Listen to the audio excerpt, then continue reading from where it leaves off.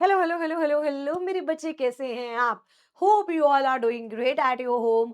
अब बहुत सारे बच्चों को डाउट आता है कि मैम जीआई जेल में कौन सा चैप्टर इंपॉर्टेंट है, कौन सा चैप्टर छोड़ के जा सकते हैं। आप प्लीज एबीसी एनालिसिस दे दो। लेकिन आपको पता है कि मैं एबीसी एनालिसिस नहीं देती हूँ, मैं ए एनालिसिस देती हूँ। बिकॉज हमें सारे चैप्टर्स रजे कर कर जाने ही हैं एग्जाम में। इट इज नॉट लाइक किसी वाले चैप्टर्स को छोड़ जाओ। आईसीएसआई का दिमाग जब घूमेगा तब कुछ पता नहीं है कि क्या हो जाएगा। राइट। तो आज भी मैं ए एनालिसिस आप लोगों के लिए लेकर आई हूं और आपको ना इसी फॉर्म में रिवाइज करना है। मतलब रिवाइज करने के लिए भी आप ये वाली जो फॉर्म है उसे उठा सकते हो। ठीक है। इट इज नॉट लाइक अगर तुम्हें समझ नहीं आ रहा ना कि तुम रिवाइज कहां से करो, तो यहां से शुरू करो और यहां पे खत्म करो। मतलब ऐसे ही रिवाइज कर लो इसी सीरीज में। ठीक है। सबसे पहले जो ट्रिपल ए है ना मेरे बच्चे, ट्रिपल ए में भी ना मैंने ट्रिपल ए प्लस बना दिया। जैसे constitution of India, criminal law BNS and BNSS, right, और कॉन्ट्रैक्ट लॉ। ये तीनों चैप्टर्स में से ही 30+ मार्क्स का आ जाता है। 30 भी नहीं, अगर मैं आपको बात करूं 15 नंबर का कॉन्स्टिट्यूशन आया हुआ है, 15 नंबर का कॉन्ट्रैक्ट आया हुआ है और 10 से 15 नंबर का क्रिमिनल लॉ आया हुआ है, तो मतलब 40+ मार्क्स का जो पेपर है वो यूजुअली देखा जाता है कि इन चैप्टर्स में से आ जाता है।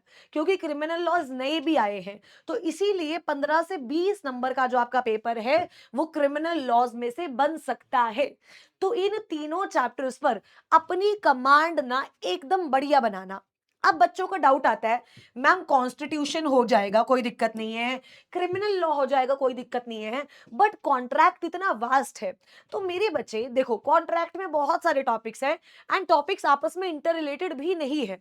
तो आप कॉन्ट्रैक्ट में क्या कर सकते हो, पहले नोट्स पढ़कर उसके बाद उसके पीवाईक्यूज पढ़ लो कि किस तरीके के सवाल कॉन्ट्रैक्ट में आए हुए हैं। आप देखोगे तो सवाल मुश्किल नहीं आए हुए, बेसिक कंसेप्ट्स में से उठा करके उन्होंने सवाल पूछे गए हैं। तो कॉन्ट्रैक्ट लेंदी जरूर है बट कॉन्ट्रैक्ट मुश्किल बिल्कुल भी नहीं है। अगर तुम इसके सारे पास्ट ईयर क्वेश्चंस कर जाओगे ना, तो आराम से आपका कॉन्ट्रैक्ट एक्ट भी ग्रिप बन जाएगी कॉन्ट्रैक्ट एक्ट पे। ठीक है।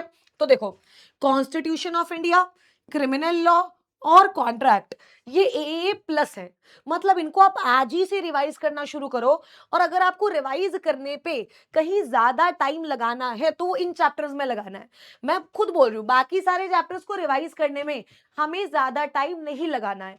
अगर कहीं हमारा टाइम लगना चाहिए रिवीजन में, तो वो इन चैप्टर्स में लगना चाहिए। अगर आप इवन एक हफ्ते में भी ये 3 चैप्टर्स करोगे या 10 दिन में भी ये 3 चैप्टर्स करोगे ना, तो भी ठीक है। बट ये 3 चैप्टर्स आपके बहुत बढ़िया तरीके से होने चाहिए। और उसके बाद ए ट्रिपल ए की ही सीरीज में ये 2 चैप्टर्स है, इनको मैंने प्लस में नहीं रखा। बट ये दोनों चैप्टर्स भी टॉट भी 10 नंबर तक का आ सकता है और सीपीसी भी 10 नंबर का आ सकता है। तो इनको भी आप रिवाइज करेंगे और ये चैप्टर कंपैरेटिवली इजी भी है। मतलब कॉन्स्टिट्यूशन से होते हुए, क्रिमिनल लॉ से होते हुए, कॉन्ट्रैक्ट से होते हुए, सीपीसी से होते हुए टॉट पर, ये ट्रिपल ए की सीरीज से 50+ मार्क्स का पेपर इजीली देखा जा सकता है। ठीक है। ये सीरीज हुई। उसके बाद मैं डबल ए पे जाती हूं। अच्छा, डबल ए मतलब जिनको रिवाइज करने में हमें बहुत ज्यादा टाइम नहीं लगाना। अब जैसे लिमिटेशन है, एडमिनिस्ट्रेशन है और बीएसए। बीएसए भी नया आया है, तो यहां से भी जो एग्जामिनर है वो अच्छे खासे सवाल पूछ सकता है। तो डबल ए की अगर मैं बात करूं, तो डबल ए में मैंने बीएसए लगा लिया, लिमिटेशन लगा लिया, एडमिनिस्ट्रेशन। 5 नंबर का मेरा लिमिटेशन आ सकता है, 5 नंबर का एडमिनिस्ट्रेशन आ सकता है और 5 से 10 नंबर का मेरा बीएससी आ सकता है। यहां पर मेरे ऑलमोस्ट 70 नंबर, 70 से 75 नंबर क्लियर क्लियर हो गए। अब मैं आती हूं डबल ए पे।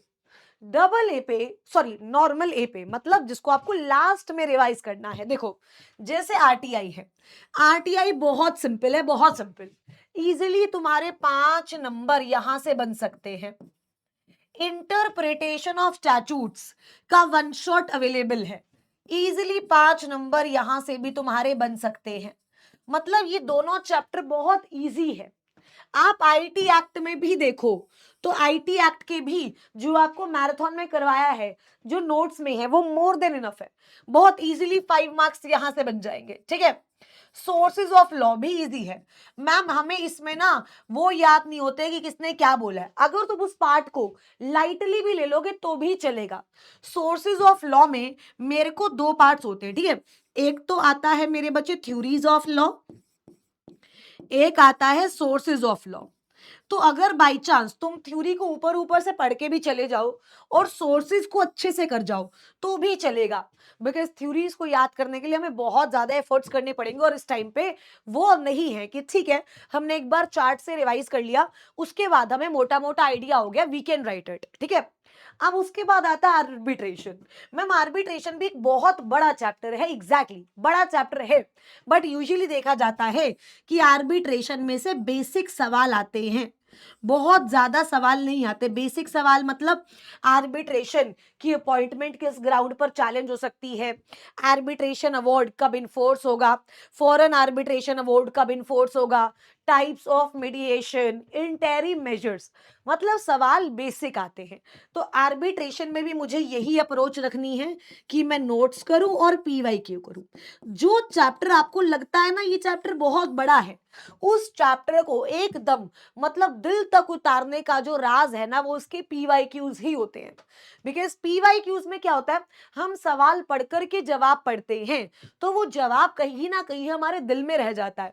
और अगर चैप्टर बहुत लेंदी है तो संभावना ये होती है कि उसमें से जो सवाल बनेंगे वो सवाल थोड़े नॉर्मल बनेंगे, कंसेप्चुअल क्लैरिटी के बेसिस पर बनेंगे, टेक्निकल सवाल नहीं बनेंगे।